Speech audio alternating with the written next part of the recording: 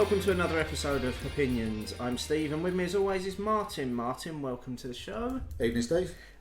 Each week we're going to be chatting about what's been going on in the industry, sharing our opinions and drinking beer. This week, though, is all about alcohol-free beer, which is certainly a first for me. I'm not sure about you, mate, on this one. I've had one or two, but when I signed up for this show, Steve, this wasn't advertised. No, it wasn't in the contract, no, was it? It definitely wasn't. This is why Mark left. This is why Mark left. He knew this one was coming. So, without further hesitation, we're going to get into beers straight away again this week, and we're going to get into the first. And I really do hesitate to refer to it as a beer. This is Beck's Blue. Again, possibly a reason Mark saw this coming and decided he didn't want to be involved anymore. Reason we're doing this off the bat, though, is because when it comes to alcohol-free beers, at the moment, this is generally all that's available when you walk into a bar. If you're looking for alcohol-free beer, there's not a lot of variety on offer. Shall we say? No, definitely not. No, Beck's Blue can be quite a staple in the fridge. Yeah. If you do want to avoid alcohol. There's an aroma coming off of it that isn't pleasant. No. That was there the minute that I cracked the lid. Cheers. Cheers. Can understand why people don't want to drink it. Yeah. After taking a first sip, and I'm going to put this one down to that we're taking one for the team. We're taking one for the listeners by drinking this, so that they don't have to. No, don't do it. This is a government health warning. Do not have Beck's Blue. I mean, it's got. I can't even believe I'm going to try and describe this beer. The aroma smells like cheese, straw. There's a little bit of grass in there. Yeah, there's almost like a little bit of. It's almost like I've got an off lemonade in my glass. Yeah. On the aroma. And on the flavour front, there's absolutely no flavour to this beer. A bit of malt somewhere in there. Yeah.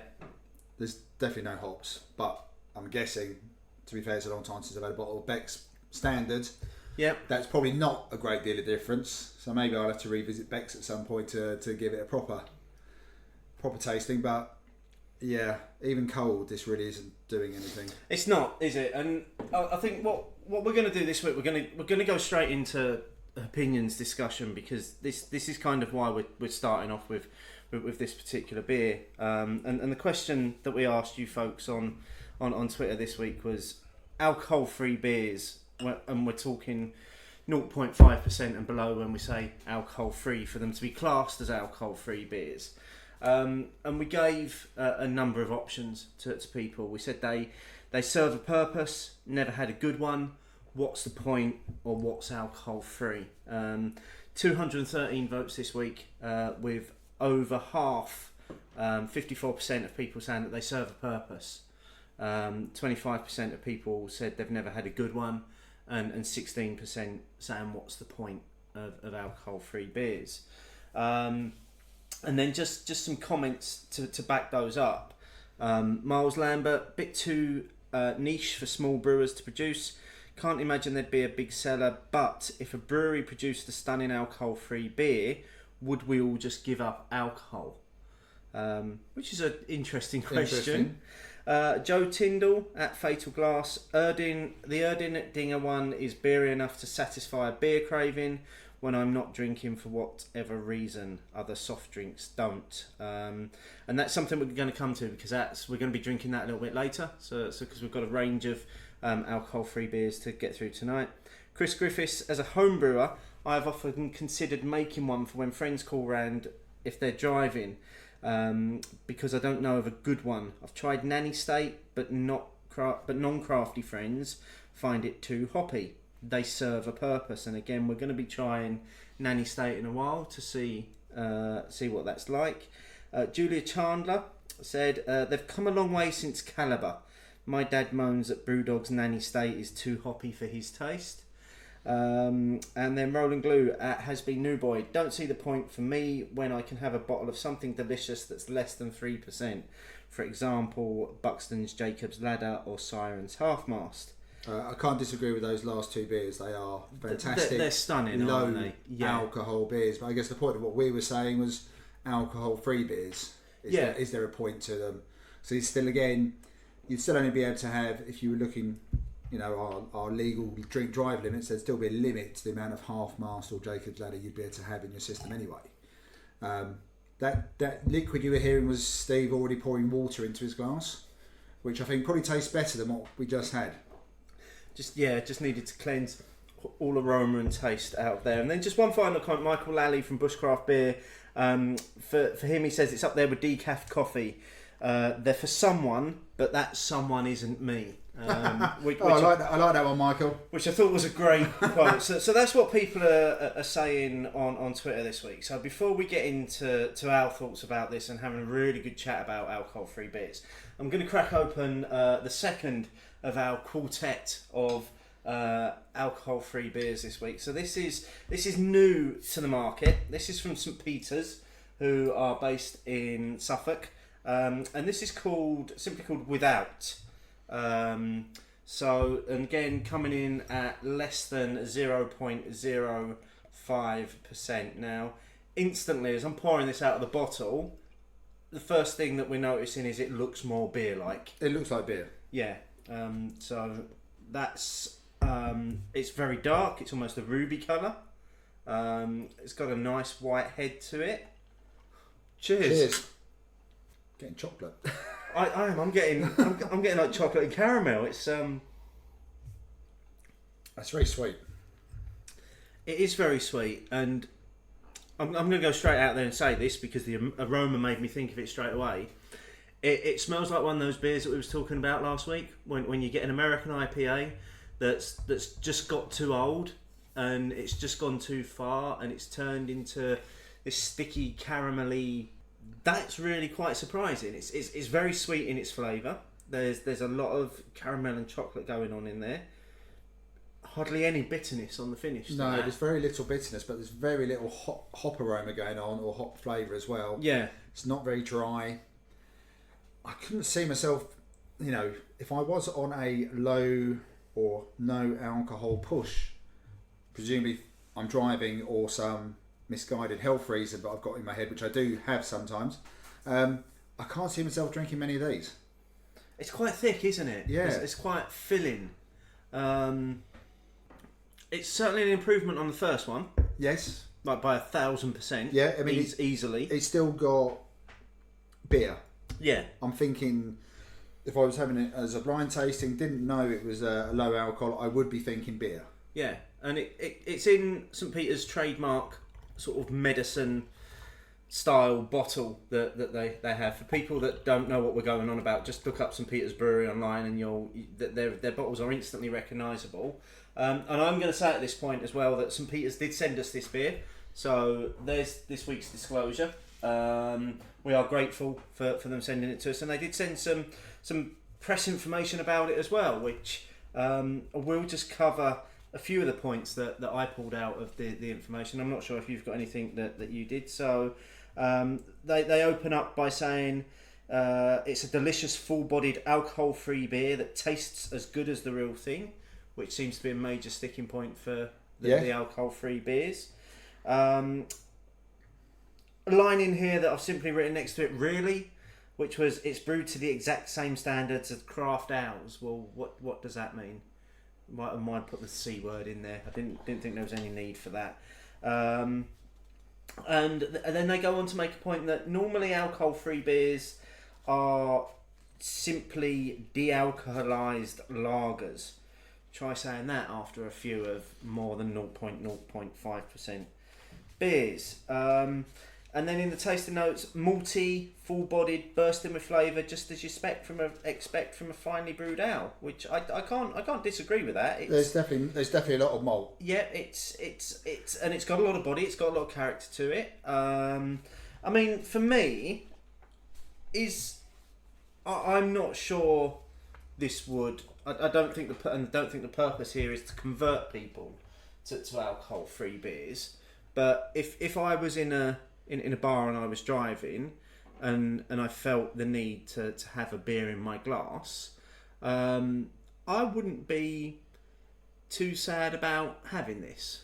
Like I said, it's definitely an improvement on what I have had before. I had something a few months ago when I was out for a pizza, just because nothing was grabbing me, and I thought I'd give it a go. And that was just, again, it was very Beck's-like, very thin, very watery. In fact, it did look like a bud. I almost would have taken the bottle of bud at that point. This one is still... I couldn't see myself doing a session, in inverted commas, on this beer because it is just so malty, so sweet, and that heavy aroma of chocolate would be just a bit too much for me, who hasn't got a sweet tooth.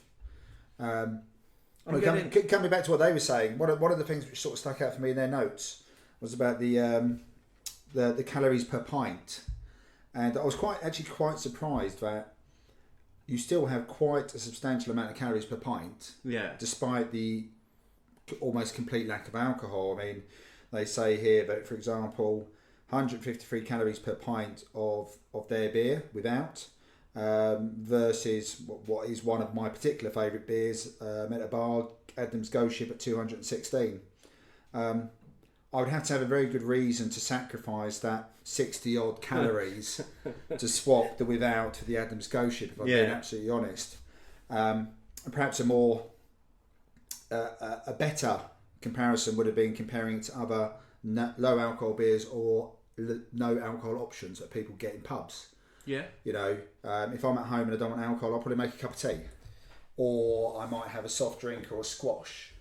The chances are I'm not going to say I'm going to have a no alcohol drink versus a pint of proper beer anyway. Yeah. But I was expecting the calories to be less. I have to admit, you know, when you think about a can of Coke, which has X amount of spoonfuls of sugar, comes in at around about 140 calories for a 330 milliliter can, then you're not that far off. The Coke will still trump this one, but I was expecting it to be less, given that the sugar I thought would have all gone anyway. But maybe this is just a bit of my ignorance as well. Something else unusual for St. Peter's is that it looks like they're going to put this in 330 milliliter bottles as well. It is available in 330 mils as well. Yeah, but they sent us a sample of both size bottles. I mean, that's purely aimed at the pub market, isn't it? Yeah, because that's unusual for them not to use their 500 oldie worldy medicine bottle styles. So that's obviously something that they're taking into consideration. Which do stand out on the shelves as well, don't they? Those 500ml bottles. They do, but in a small fridge in a pub, then they probably actually take up probably more room because of the width as well. So the 330 bottles is probably a good idea. And again, if it gives you another option, again, we're all about choice. Yeah. So it's a good idea. Like I said, for me, I'm going to struggle to finish my half of the 500 milliliter bottle because of the sweetness of it. I'm not very good on really overtly sweet malty beers, unlike, say, a very sweet, maybe Impy Stout or something like that. But it's beaten Beck's Blue into the ground. Yeah, I mean, I'm getting quite a lot of licorice from it now on the nose as it's beginning to just warm in the glass. And I can agree with what you're saying. It's, you know, a 500ml bottle of that on your own might be a challenge. So I'm quite pleased to hear they're putting in 330 mils as well, because that might be a bit easier. Coming back to the discussion though, in terms of alcohol-free beers, what purpose do they serve now? In kind of, apart from the obvious of, you know, if you're driving and you still want a beer in your glass, why else would people turn towards an alcohol-free beer over some of the very, very good beers that are now available on bars up and down the country? Well, for me, it would be one of two reasons. One is the driving. I ended up, very unusually for me, driving to a couple of things the weekend before last. One of them was a barbecue in South London. And I did take what will be our next beer, the Brewdog Nanny Steak, with me, because I've had that before. I was able to have 3 or 4 of those, chilled. I was actually quite happy with those. And that was purely because of the driving thing. The other times that I have lower or no alcohol beers is before I run a big race. So for those of you who don't know me, running is a very keen pastime. Bit of a counterpoint to the beer thing. And when I'm doing, say, the longer races, the 10Ks and the half marathons, I tend to have a bit of a layoff from the booze, and even with some of the 5K races, I'll have a few days off beforehand. But like I said, for me, I'm not a coffee drinker, so tea is my preferred option, and I don't really have fizzy soft drinks at home. So I like to have the option of a beer, even if it's not a beer in the terms of the alcohol content. So for me, there is a place for them. So I'm very much in that 54%. So they do serve a purpose. Plus, when you're in a pub, sometimes you don't want to stand. When you do order a Coke, you get a glass of ice and you get a bit of colouring. At least if you have a bottle of low alcohol or alcohol-free beer, you still get a beer. Either from the bottle or in a glass. They don't think, I'll pump it straight from the siphon, which costs them pence, and a glass of ice with it. So there are reasons for having it.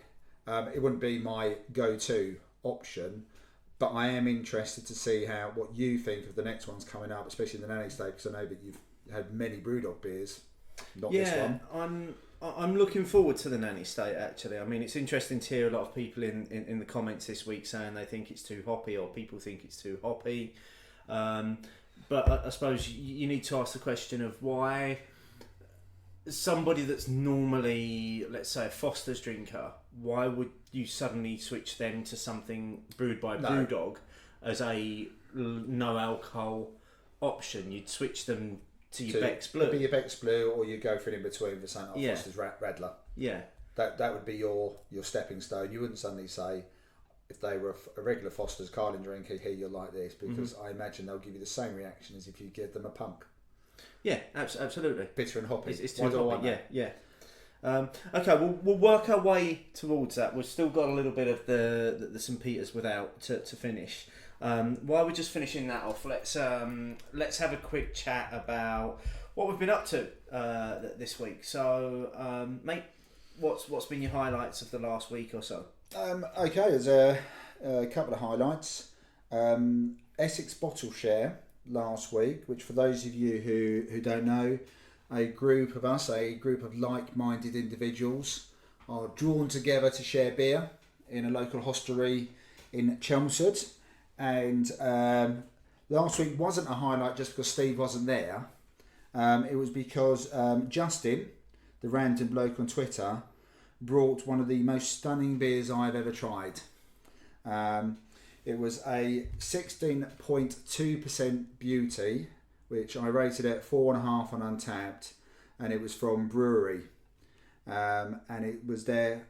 This is where I'm going to struggle, or maybe a bit of dodgy pronunciation, which I assume is par for the course anyway. Justin will love that. Yeah, it's Curve, Cuvre, bourbon barrel aged. My note on Untappd said Justin killed off the bottle share. Fantastic beer, Christmas cake in a glass, thank you and good night. And that was it. That was the last beer of the bottle share that night. It was an absolutely divine beer, and while you knew it was boozy, there was no way you could tell it was 16.2%. So thank you, Justin, for providing that particular highlight.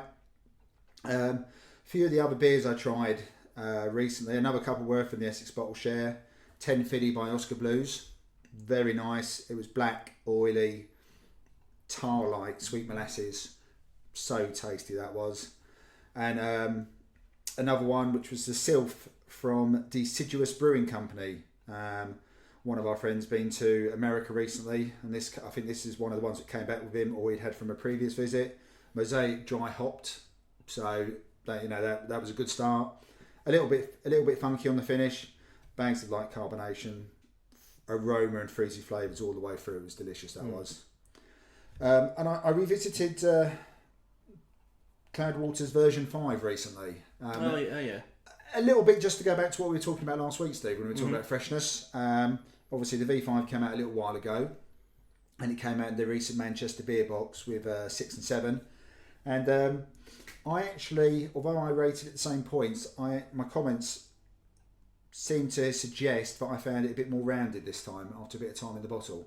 I think I found the same because, like yourself, I got that along with the 6 and the 7, so I did them vertically, and the flavours were still there. Everything was still there about it, because for me, I really preferred 5 as opposed to 4.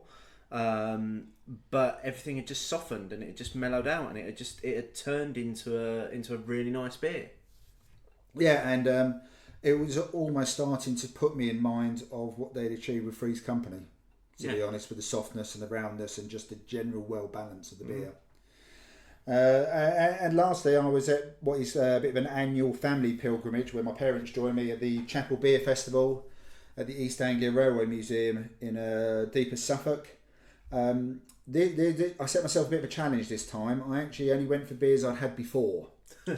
Which at a Canberra Cask Beer Festival on the last day, I actually found to be a challenge for two reasons. One, because you do have the inevitable they are starting to run out. Yeah. And B, because where Chapel is, my Untappd didn't work. So I was having to use other people's Untappd and see if them as a friend, they could see whether I'd had it or not. But I managed it and had some very nice beers, which I knew what I was expecting. So that made a bit of a change for me. A throwaway comment from my dad, who regularly drinks at Wetherspoons, was, "Why is the beer so flat?" But maybe that's something we'll come back to another day. Got so about much beer respect festivals. for your dad at that point. I thought you might like that one, Steve. What about you?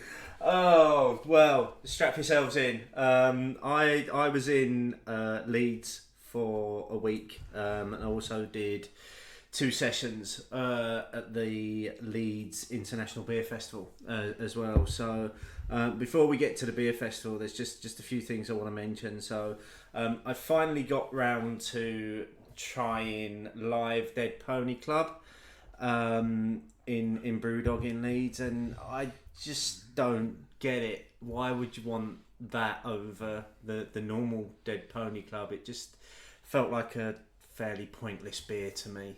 It looked good aesthetically. Your picture, it did look like it was a good looking pint. Yeah. So if you were using it for advertising and marketing purposes, it would have looked really good. But it just didn't taste of it anything just better. lacked the kick that you get from Yeah. Dead There's Pony there's Club. nothing refreshing about it. Yeah. Whereas you have a dead pony and it's very refreshing. Yes. I did almost run between the two Brewdogs in Leeds though, because Shuffle Dog still had an Omnipollo tap takeover on up there, and they had 5 Omnipollo beers. So I wandered up there for a flight of the beers, and one of the beers called Cassius, which was a Citra Pale Ale. I literally laughed to myself the entire time I was drinking it. It was that good.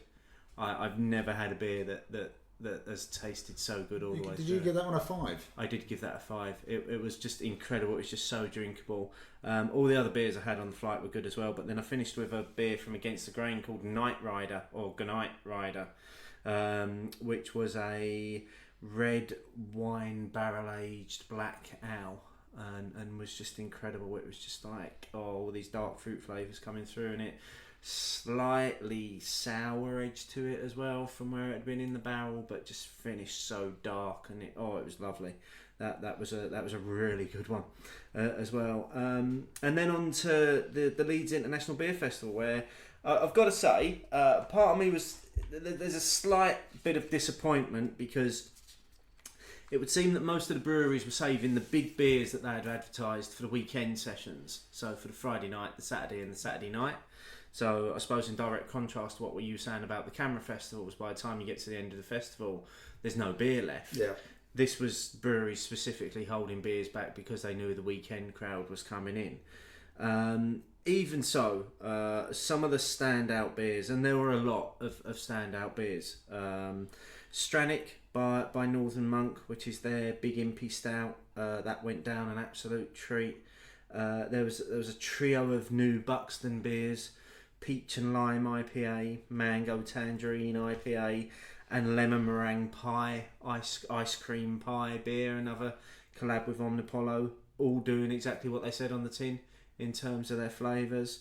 Cloudwater's barrel-aged autumn fruit custard porter was simply stunning. It was like a slice of dark fruits pie with custard poured over it, just incredible. And then one that seems to have divided a lot of opinion is Pieces of What by Wylam, which was a West Coast pale ale, which I thought was absolutely stunning. However, there was quite a few people on Twitter over the weekend that disagreed with me. Oh.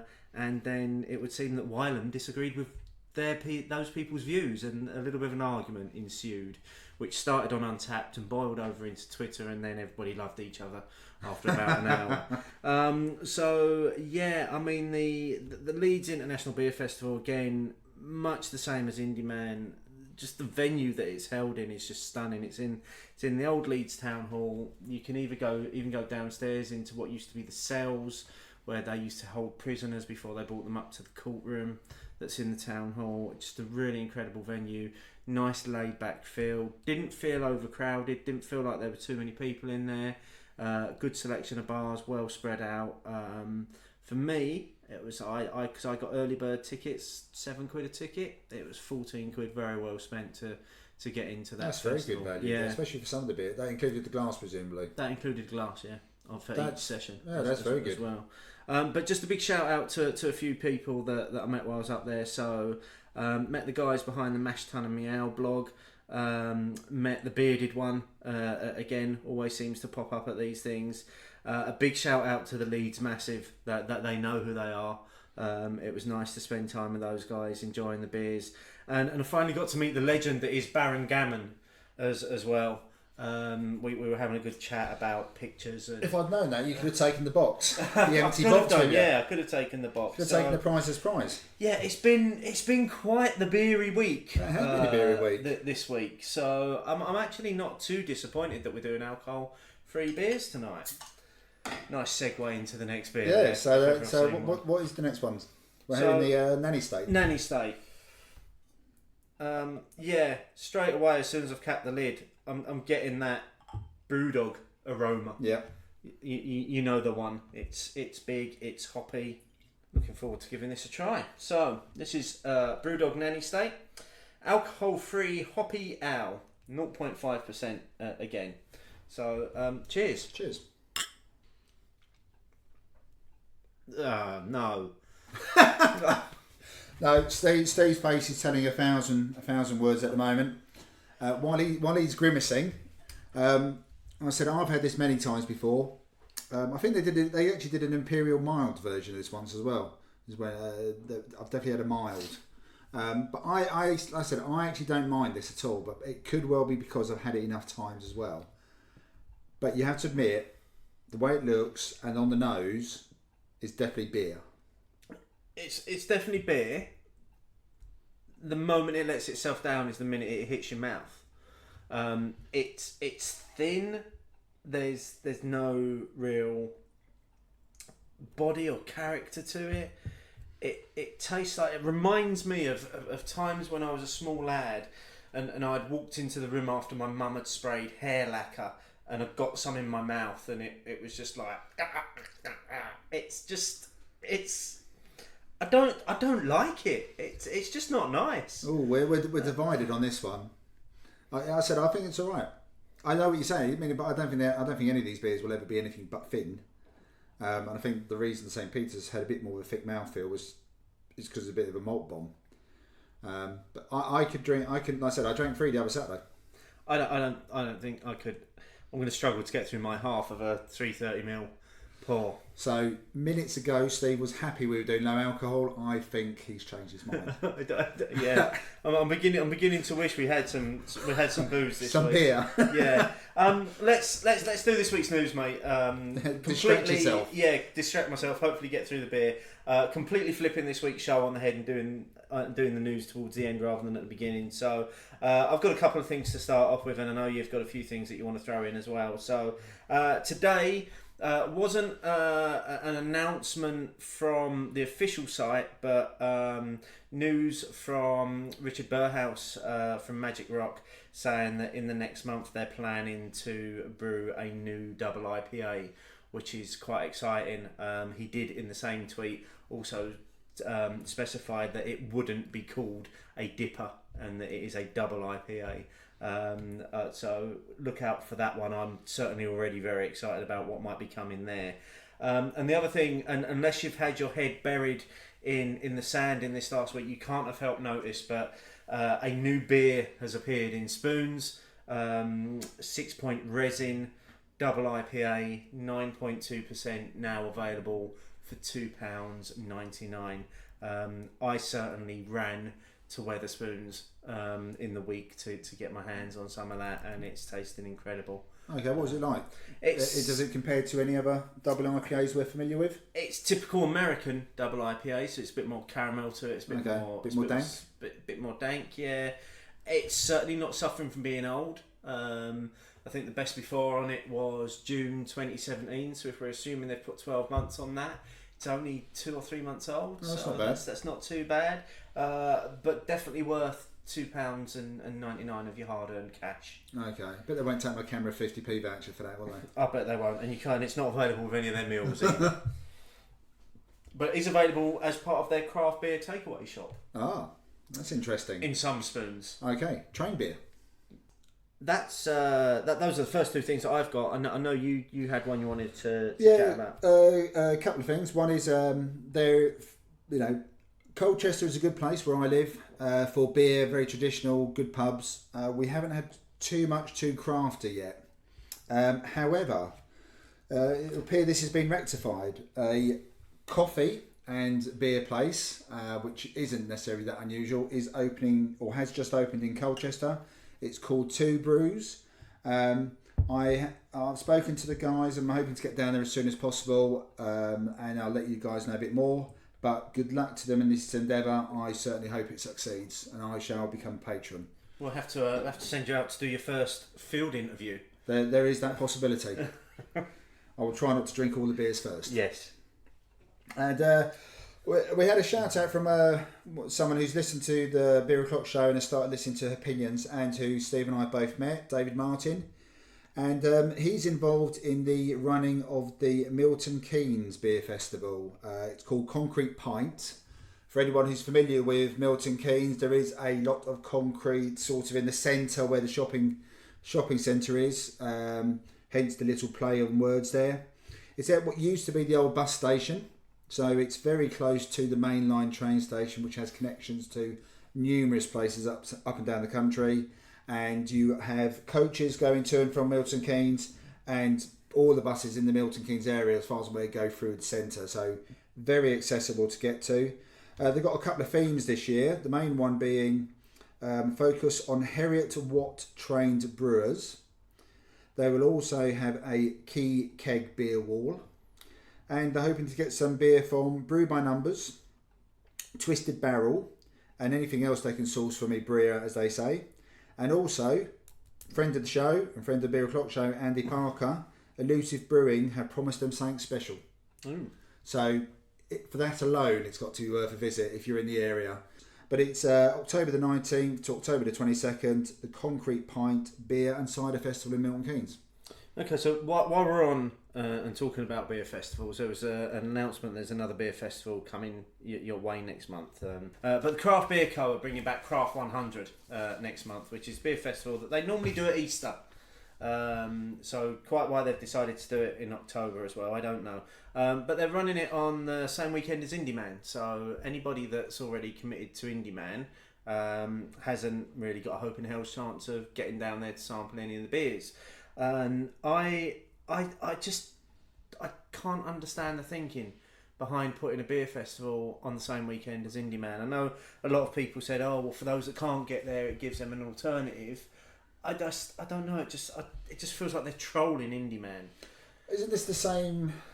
Correct me if I'm wrong. Didn't they try something similar last year, but with different pricing mechanism? They did. It was a £50 ticket for a 4-hour session, and that didn't happen in the end, did it? It didn't happen in the end. Because they said there were distribution issues. Right, so this one is no entry fee, no tokens. It's basically just cash bar. They will just have a lot of different types of beer, even more than they normally have. Yeah. Which, to be fair, as a craft beer company, they have quite a fair range anyway.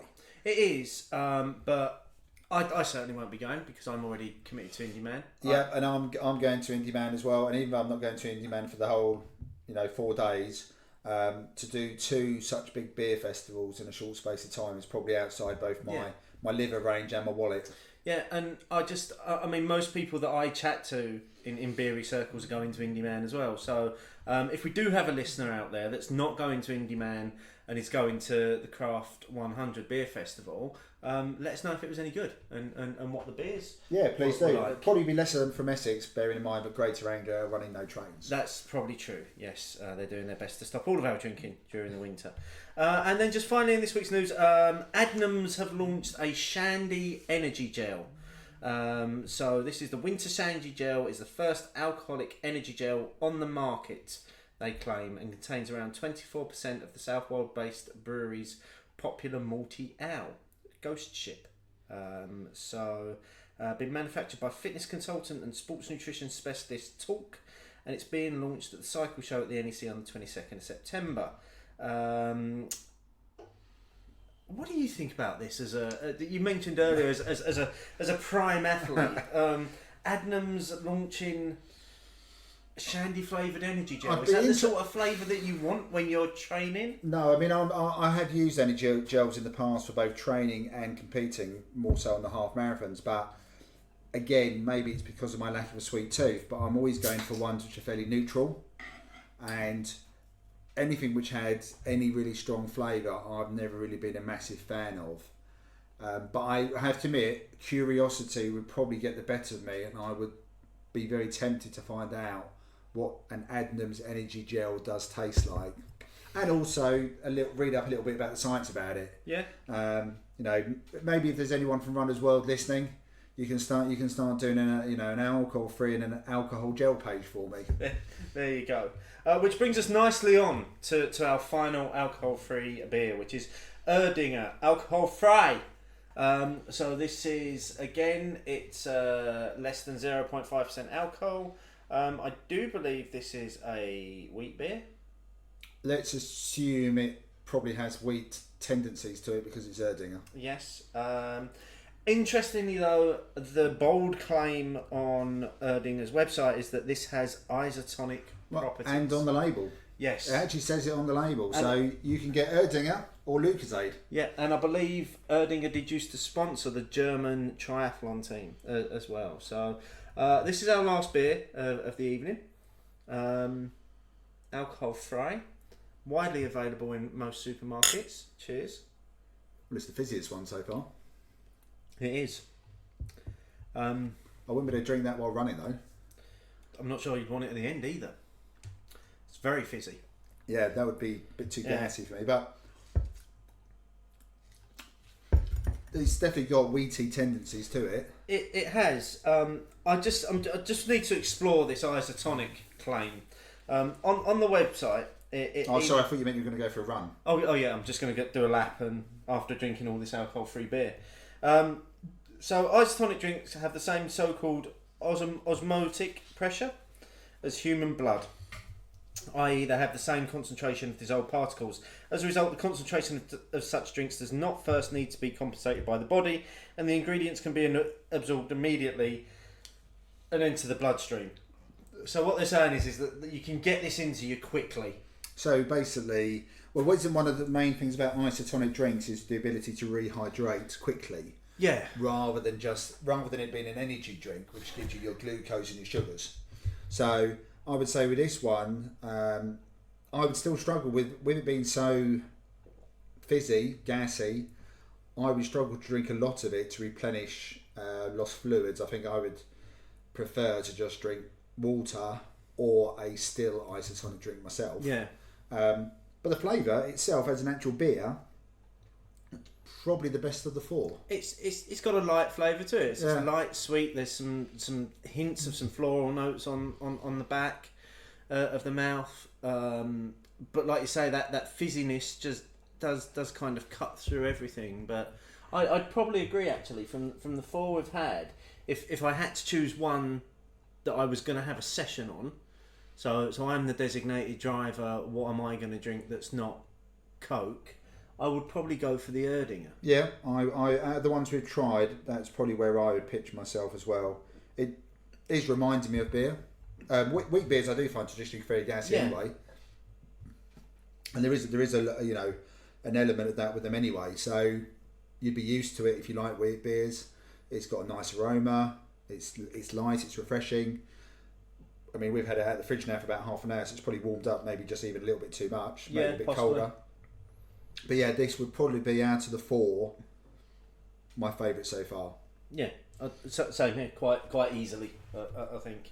Okay, so while we're just finishing this off, what blogs have you got for us this week, mate? Okay, a few ones have caught my eye. 2 of them actually do again go back to Freshness, and people did actually retweet a few blog postings in relation to our discussion last week about Freshness. And again, we always like the things to carry on. So as soon as we've recorded or as soon as you guys have heard the show, that doesn't mean we want it to stop. So please keep them going, because it's all of these were new things that I was reading. So 2 in particular came up. One was from a guy we've met a few times, Gary, from up north, under the blog name The Ale Trail. Headlined, "Are you guilty of crimes against beer?"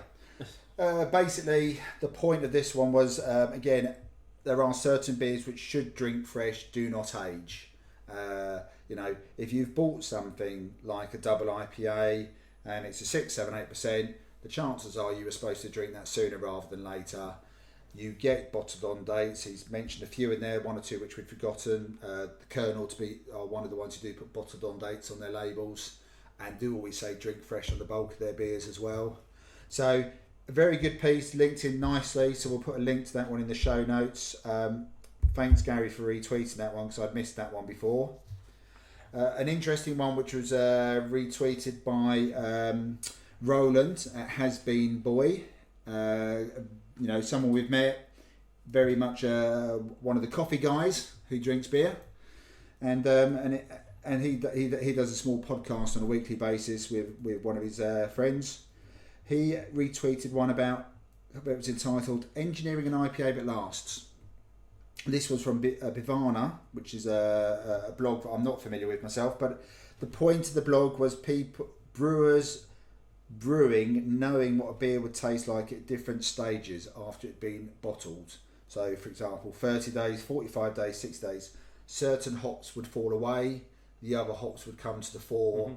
It would taste different to your fresh beer, but it would be just a different beer rather than a bad beer. Again, we'll put a link into that one, but that one did appeal to me because I hadn't thought about it in those terms, about developing your beer, developing as it goes on, even though it may be a American IPA, for example, rather than one of our impy stouts or barley wines that we all appreciate the aging process.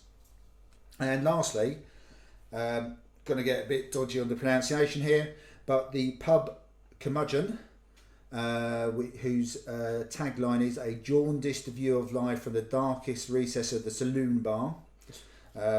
Some younger listeners may need to have an explanation of saloon bar. You'll just have to look that up, because I'm not going to explain it now. Decline of the swift half. Basically, saying about the amount of people who now don't regularly go to the pub for that quick pint, or the quick pint or 2, maybe on your way home, or at a lunchtime, or just when you've got a few moments. It almost feels like it's frowned upon, and you have to write off the rest of your life for that day if you've had a few drinks, and you just do it as a big thing at the end of the week and a big thing with your mates, rather than just maybe popping into your local and being that regular kind of person, your pub regular. Only a short blog, but very interesting. So we'll put a link in for that one, and I think there's possibly scope on that one. So it's worth a bit of thought, that one, because I think, Steve, we could talk about that one again, because I'm very much guilty of not having a swift half or a swift pint. Yeah, I think I am as well. My walk from the station takes me past 2 pubs directly, one of which I would never consider going in, but the other does have a decent range of beer, but for reasons that I will save for another day, I tend not to frequent the bar. So yeah, that was the blogs that leapt out for me this week. Okay. And they will be, as you say, linked through in this evening's show notes as always, so you can go through and have a read of those, and as Martin says, let us know what you think of those. So who's won this week's Prizeless Prize? Right, well, there's 4 possibles this week, and you're in it, Steve. Oh, really? You have made the 4. Woo! So the 4 There's one from Northern Beer Geek. Picture up against a very nice red brick wall with a Northern Monk glass and a beer entitled Disco Forklift Truck, which is very colourful.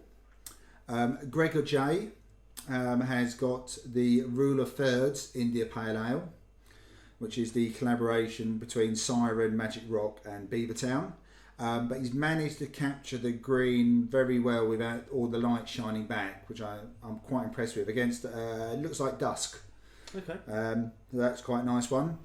One from Sharona at Left Hand Brewing. She's just lined up deeper V4, deeper V6, both poured out into very nice looking Mother Kelly's glasses on a window ledge. Lovely. And finally, Steve. Get in, thank you. You have got a picture of a bar with a lot of taps. I have no idea which one it is now. Oh, that's you can't include that. That's Cigar City. That's promoting last week's show. Oh, I wasn't going to choose. I wasn't going to choose you anyway. To be fair, God damn it! I did like the picture. So no, the winner is Gregor J for his picture of Rule of Thirds, which I will tweet later on. So congratulations! A big box of nothing will be making its way to you, unless of course you're also going to bump into Steve, in which case he'll hand deliver it to you. Congratulations, Gregor, on winning our second great big box of nothing. So my glass of the Erdinger has evaporated. I think that probably goes to show how much I enjoyed that one over the other three. I don't think we need to revisit the fact that out of the four that we've tried tonight, that's probably easily the best. It's I think the thing for me though is it's welcoming to see that we're now getting a bit more of a range of alcohol-free beers to choose from, and that we're not finding ourselves in the position where we have to encounter Beck's Blue as our one and only drink of the evening. Well, yeah, I'd agree with that, because I mean, from what I've been told before about Caliber, which I think someone tweeted about earlier, that Beck's doesn't seem to have moved on at all from that range of beers. No, it seems very much stuck there. Yeah. At least the next three beers we did try were all different to each other. Yeah. Different to Beck's. They're still not beer as we know it, but there is at least efforts being made to give you an alternative if you do want a no alcohol beer for whatever reason. And there could be a multitude of reasons. I just happened to name two earlier. I would say that although I have drunk plenty of Nanny State in the past, my favourite would be the Erdinger. Yeah, agreed. So, folks, get out there, try some alcohol-free beers, and let us know what you think of them. Make sure to look out for the Opinions polls every Sunday night to get involved in our discussions. We'll be talking more Opinions soon, and in the meantime, you can find us at Beer O'Clock Show on Twitter, Instagram, and Facebook. You can also find me on Untappd at Beer Show Steve. Martin, just remind the folks where they can find you. Untappd, Instagram, and Twitter under Beer is the Answer, and you will find my beery musings. Okay, and we're pleased to say that Opinions are still able to bring you discounts from Ales by Mail, Beer Merchants, eBeer, and Hot Burns and Black. Check out beeroclockshow.co.uk/discounts for more details. So, this is where we should be finishing the show, but we've got a little bonus to throw in right now. If Martin and I have planned things right, the next beer that we're about to enjoy should be both of our elite badges on Untappd, which means that we've both hit 2,500 unique check-ins. I can hear the cry of all the listeners of you pair of absolute wankers. But we're gonna just finish off this evening's show with quite a special beer that Martin's bought for us to enjoy. So, mate, what is it we're finishing off with? Yeah, okay. Well, obviously after four no alcohol beers, what we've gone for here is the Fuller's 170th anniversary celebration ale, bottle conditioned golden ale brewed with orange peel. Lovely. You've poured it the other side of the table. I can smell the aroma from here. It's smelling very, very good, and I'm really looking forward to digging into this. So, cheers. Cheers. It's like a fruity barley wine. It is. It's exactly a fruity barley wine, and after the 4 previous drinks that we've done tonight. This will last about 3 minutes. The alcohol, the slight alcohol burn in the background is very much welcoming. Yeah, so it's, unlike those barley wines, which are all about the dark fruits,